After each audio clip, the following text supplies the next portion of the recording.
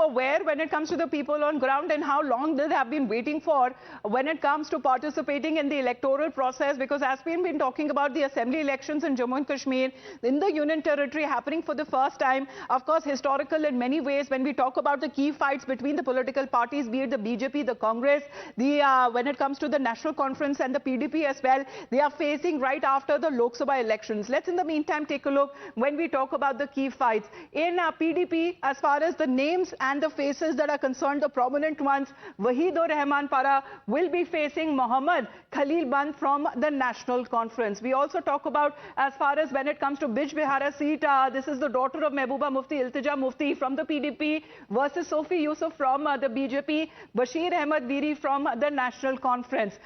We also talk about other seats, that is from Duru. It is Muhammad Ashraf Malik from the PDP will be contesting against Ghulam Ahmed Mir of the Indian National Congress. Remember the INC and the NC which have formed a coalition this time in Jammu and Kashmir. We talk about Kulgam. Muhammad Yusuf Tariqami from the left will be facing off as far as when it comes to Syed Ahmed Resi from the IND. As we take a look at Kulgam seat as well, when it comes to the key fights that have now been taking place, we talk about Tral, Rafiq Ahmed Naik from the TDP versus Surinder Singh from the Indian National Congress. As we take a look, another fight from Pampore, that would be Zahur Ahmed Mir, PDP versus the NC, which is Hasnain Masoodi, that will be taking place.